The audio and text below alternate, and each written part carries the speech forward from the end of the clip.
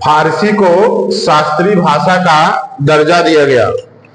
ठीक है, शास्त्रीय भाषा क्या है? जी जी, शास्त्रीय भाषाएं ऐसी भाषाएं होती हैं, शास्त्रीय भाषाएं ऐसी भाषाएं होती है जिनका पुराना इतिहास होता है। ठीक है, ऐसी भाषाएं होती हैं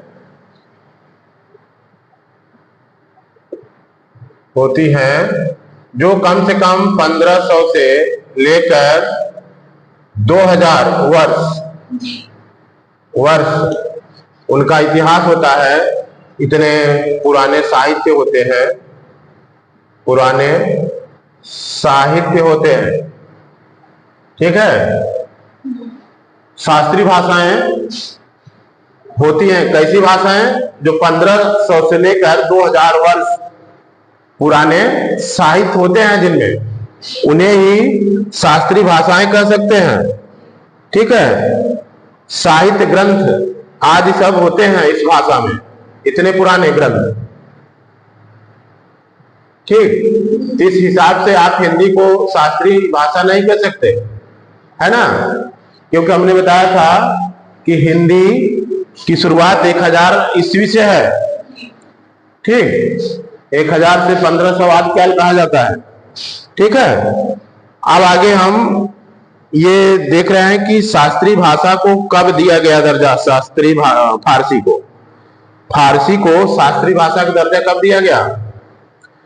15 जनवरी 2024। 15 जनवरी 2024 को तेहरान में विदेश मंत्री एस जयशंकर ने कहा कि नई शिक्षा नीति 2020 के तहत फारसी भाषा को 9 शास्त्रीय भाषाओं में एक के रूप में शामिल किया जाएगा। ठीक है, ये विदेश मंत्री एस जयशंकर प्रसाद ने कहा तेहरान में क्या कहा कि जो नई शिक्षा नीति है, नई शिक्षा नीति 2020 के तहत फारसी को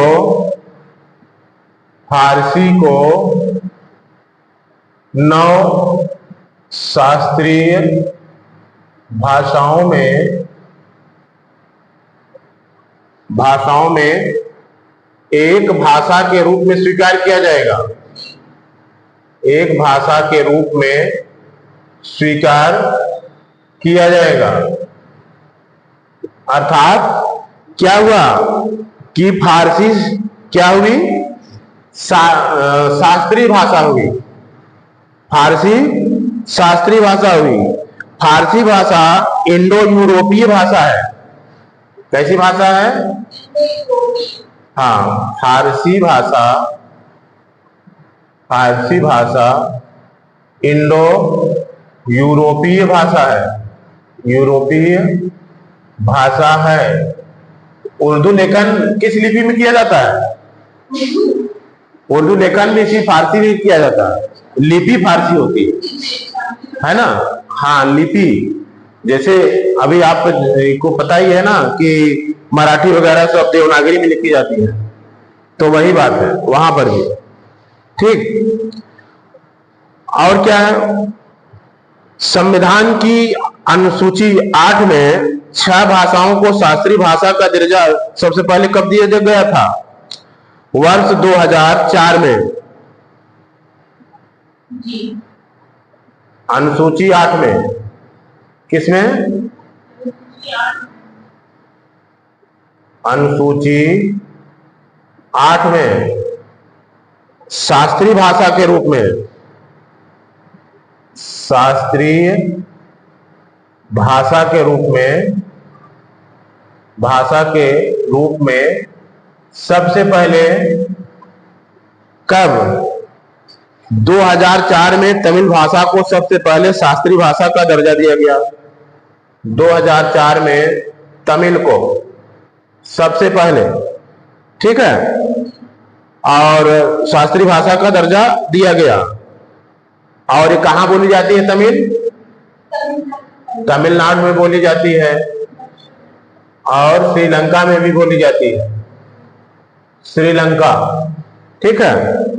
2004 के बाद जब अगला प्रयास हुआ तो 2005 में संस्कृत भाषा को, 2005 में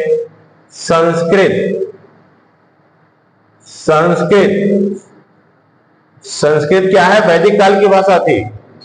2005 में संस्कृत भाषा को, 2008 में कन्नड़, 2008 में कन्नड़, 2008 में कन्नड़, और तेलुगु भाषा को 2013 में, मलयालम को 2014 में, तेलुगु को 2013 में, मलयालम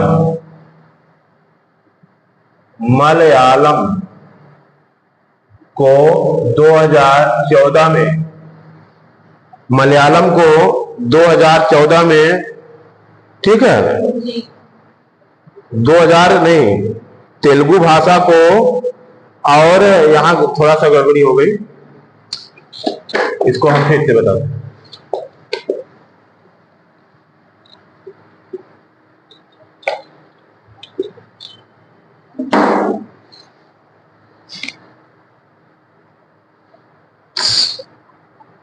कन्नड़ और तेलुगु, कन्नड़ और तेलुगु को 2013 में, कन्नड़ और तेलुगु को 2008 में, ये वो 2008 में, ठीक।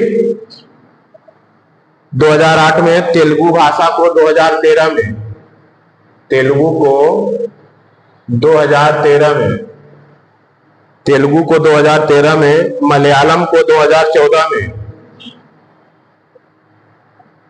ये बार बार गलत हो गया, इसको नहीं करेंगे।